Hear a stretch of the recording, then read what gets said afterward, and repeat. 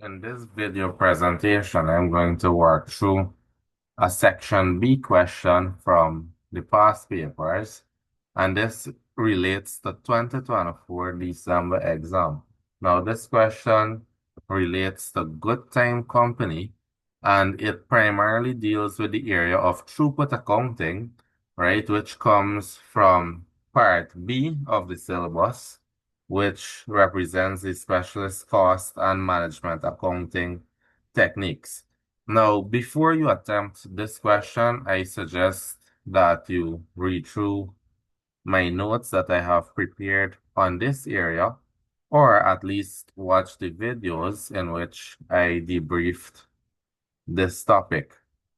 Now, we all know a section B question in this exam has to be done in 18 minutes, and that goes by my philosophy of 1.8 minutes per mark. Now, doing 1.8 minutes per mark, right? This question goes for 10 marks, right? So approximately 18 minutes you will spend on this question. Now, once 18 minutes, has elapsed, I always suggest that you move on to the next question and try to complete the rest of the exam. So don't overspend time, which is a common mistake in an exam like this one, right? Now, getting time out of the way, right? We can see that this question clearly deals with throughput accounting, right? But my first thing I always like to do is just have a quick look at the requirements. Now, question one. Which of the following statements about throughput accounting and the theory of constraints is or are true? Now, we see this is a knowledge requirement, right? And it does not link back anything to the scenario. So we can really answer this question before we actually read the scenario. Question two, they're asking me for the throughput accounting ratio for the clock. Right now, this is specific to the scenario. So we should know how to calculate the throughput accounting ratio, right? And I'm just getting a feel of what information I'm going to be extracting out of the question as we read through this scenario, right? Or out of this scenario, rather. So question three, this is just a bit of matching, right? And this also appears to be linked to this scenario. So it says clock, right? Question four, and five, same thing, right? So before even reading this scenario, you can actually answer question one, right? You can answer question one, and just get that out of the way, right? Just get that out of the way. Now, which of the following statements about throughput accounting and the theory of constraints is or are true? Right? Now, the theory of constraints suggests that when one bottleneck is overcome, another bottleneck will arise, right? And we know that this is the case because there is always going to be a bottleneck using throughput accounting assumptions. Under the theory of constraints, right, a business should attempt to elevate a bottleneck resource to a level where it ceases to be a bottleneck. And after you do that, right, there will be a new bottleneck keep arising from a new resource. So I will say this one, right, is correct, right? Part one is correct, and I can tell this without even reading the other two options. So right away, I rule out option B, right? So option B is no longer an option for me, right? So I now have three other options, and this is a key strategy to narrow down your answers to really maximize your chance of passing a question. Now, let's look at the second question. Throughput, or the second statement rather, throughput accounting aims to maximize the amount of non-bottleneck resources used, right? Throughput accounting aims to maximize the amount of non-bottleneck resources used, right? Is that true? Now we know that throughput accounting aims to make optimal use of the bottleneck resource, but limit the usage of non-bottleneck resources, right? So we're limiting the usage, right? So we're not maximizing, we're rather limiting it, right? We're limiting the usage of non-bottleneck resource, right, to the level required to maximize throughput. This avoids waste, right? This avoids waste such as the creation of work in progress. So I will rule out question two, right? I will rule this out completely. Now let's just look at how things line up, right? That means that D is out, right? D is out. So now I narrow my chances down to two options, right? So it all comes back to number three, right? And we need to identify if three is true, right? Now in throughput accounting, work in progress should be valued at the cost of materials only, right? And we know exactly how we calculate our throughput. It's our sales less our materials, right? Our sales less our materials. So work in progress is valued at the cost of materials only, as no value is considered to be added until it is completed and sold. So statement three is correct, right? So for question one, my answer will be C, right? And you see how we narrow it down? So initially we net off B and D, so now we have a close chance, right? It's now a 50-50 as opposed to being a 25% chance of scoring the full marks, right? Now let's look at question number two. And that question relates to throughput accounting ratio for the clock, right? So what is the throughput accounting ratio for the clock? Now they gave four options here. So I actually built in some notes, right, for the purpose of this lecture, as I think I will use the session to explain the calculations as opposed to you see me do them back, which I think adds no value at all. So we were forced to read this scenario, right? We were forced to read this scenario. So Goodtyme produces clocks and watches, right? So they produce two items, clocks and watches. It manufactures a single model of clock and three models of watches, right? The GL, the RT, and the SM, right? The GL, RT, and SM, right? So these relates to watches, but we also looked at the single model of the clock. The clock is manufactured in a separate factory from the watches, right? So some critical information there. The main constraint Goodtime faces for all its products is assembly machine hours available. So we know that this is the bottleneck, right? The time available is reduced by temporary breakdowns of the assembly machinery and the need for maintenance. The finance director of Goodtime has decided to introduce throughput accounting in order to provide better information. So what information do we have here? We have some information on the clock, right? And then we also have some additional information on the watches, right? Now let's see what the question is asking for. The question is asking for the throughput accounting ratio for the clock. Now we know from our earlier studies that the throughput accounting ratio is the throughput per assembly machine hours, right? The throughput per assembly machine hours, right? So this is assembly, right? Divided by the factory cost per assembly machine hour, because we know that our bottleneck resource is our assembly machine hour. So first off, we need to calculate the throughput, right, for the assembly machine hour for the clock, right? And then we need to find it per hour, right? And I'm going to show you in a bit how we do that. And then we need to find the factory cost for assembly machine per hour, right? And then we just divide the first value by the second value. Right now, throughput is the sales less the materials, right? So again, we're looking at this column, the clock column.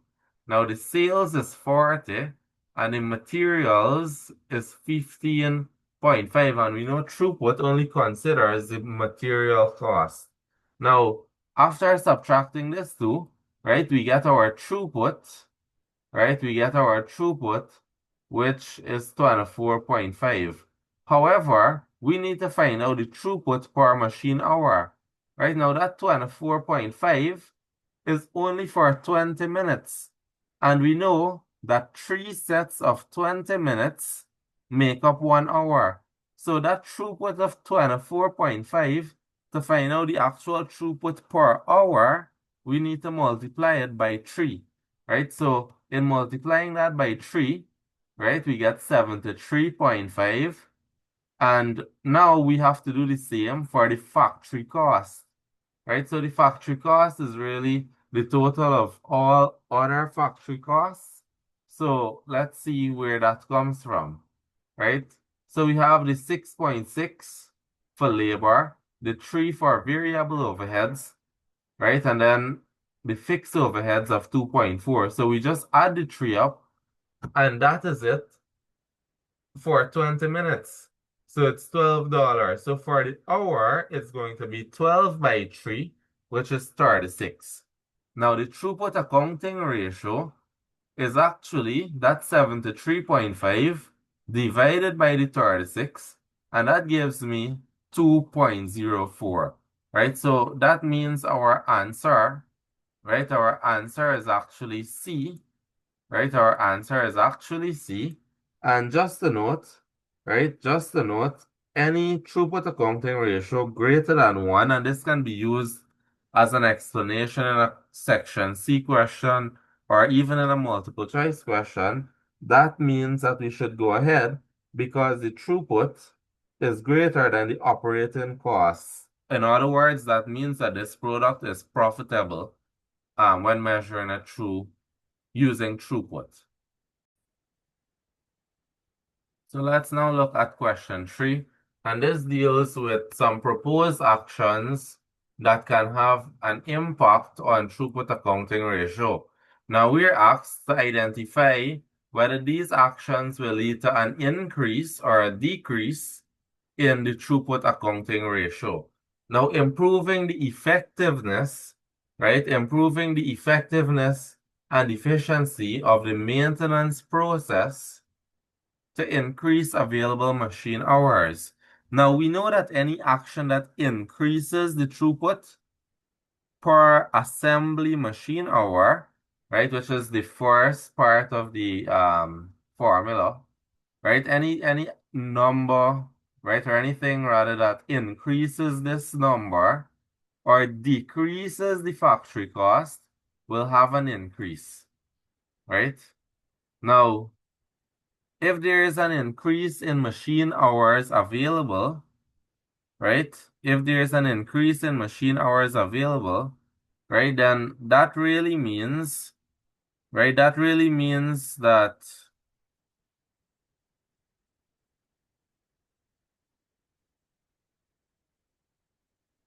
the machine hours available would not affect the throughput per assembly machine hour, right? However, the total factory operating costs, which are treated as fixed, right? The total factory operating costs, which are treated as fixed, would be spread over an increased number of hours, right? It would be spread over an increased number of hours, and that would really lead to a reduction in the factory cost per assembly machine hour, right? So this aspect here will be reduced, right? So that would lead to an increase, right? So this first box is an increase, right? This action will cause an increase in the throughput accounting ratio of the clock.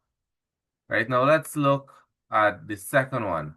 Right, let's look at the second one. Paying overtime at a time and a third to increase the number of labor hours available. Now this here is actually paying a higher rate, and this would actually increase that factory cost. So the denominator will now be higher. Right, so that throughput accounting ratio as a result will fall. Right, so that's a negative there. Right, and let's look at part C. Right, part C talks about negotiating a contract to buy materials at a lower price from a new supplier. Right, now buying materials from a cheaper supplier would increase the throughput and hence increase the throughput accounting ratio, right? Because again, materials cost will be reduced, which means throughput, because you're subtracting materials from sales and materials cost is now being reduced, that means throughput, right, which is this side of the equation, is being increased. And remember I said if the left-hand side of the equation, right, is being increased or the right-hand side is being reduced, that will cause the throughput to rise. And in this case, the left-hand side, right, is actually increasing. So that will cause it to rise. Now, changing electricity suppliers is to one charging a lower standing charge per day for factory power. Right now, again, this will reduce the factory cost, ultimately reducing the right-hand side, and that will cause an increase in the throughput accounting ratio. Right, so that will cause an increase. So that is the end of question 3 for this specific question. Now I'm actually going to look at question 4 now. So what should be the production ranking for the watches? So now we move on to watches, right? And again, the next two questions deals with watches. So again, a very, very balanced question, right? So what should be the production ranking for the watches in order to maximize throughput, right? So again, they want a ranking to maximize throughput. So which one are we producing first? Which one are we producing second and then third? Right now, these are the three items, and we know that the sales price is 26 for GL, sorry, 36 for GL, 26 for RT, and 22 for SM, right? So we know that the materials, which means that we can calculate the throughput, right? We can calculate the throughput, and we also have the assembly time in minutes. So we could actually calculate it per hour and then do that ranking. So again here, this is just me putting together the information in a way for you that you can understand, and you can actually do this in the exam too, right? Obviously, this question will take a bit more than 1.8 minutes, right? But how do you address that? The very first question, question 1, wouldn't take you a full 1.8 minutes. So it's all about moving on very quickly after doing each question, right? That doesn't mean if you finish question 1, in 30 seconds, you're going to wait until, 1.8 minutes has elapsed to move on. As soon as you're finished with a question, move on, move on, move on. Right now, all the data in red, right, refers to data that was provided. So we had our sales price, our materials per unit for each of the three items. Right now, throughput per unit is the difference. And then we have our assembly machine time, right? So I converted that into hours, right? To basically find the throughput per assembly machine hour, right? And based on the ranking, GL will be produced for us as it generates a higher or the highest throughput per assembly machine hour, followed by SM and then RT, right? So this formula or Excel sheet will be provided to you. So I just want you to go inside of it, see the contents, understand how to calculate throughput per unit, understand how to convert assembly machine time into hours, right? And then basically finding that throughput per assembly hour, which is the bottleneck resource in this case. So again, GL first, SM second, and RT third, right? So GL, SM, and RT. Right, and let's check our answers. Right, let's check our answers. GL, SM, and RT. Right, GL, SM, and RT. So the correct answer here, right, is really D. Right, so for question 4, your answer is D. Now let's look at question number 5. In this question, Goodtyme company, right, and they're asking you to identify which of the following statements that relates to the throughput accounting ratio of the new stopwatch true. Right? So if the operating costs of the stopwatch are expected to exceed the total throughput contribution to be earned. Right now, this means that throughput will be less than 1, right? If this is the case.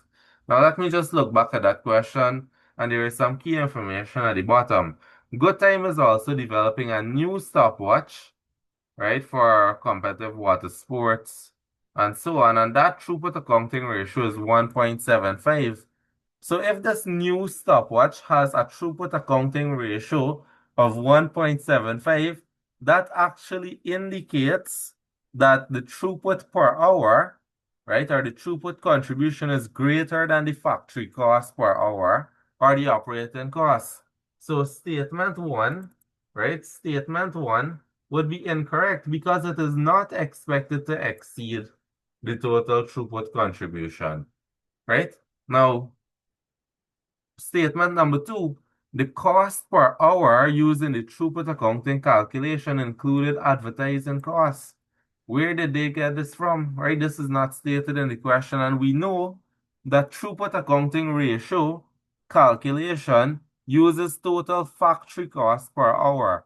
And as a result of this, right, as a result of this, non-production costs, which would be advertising, marketing, right, would all be excluded, right? So statement two as well, right? Statement two as well, right? So this is excluded, not included.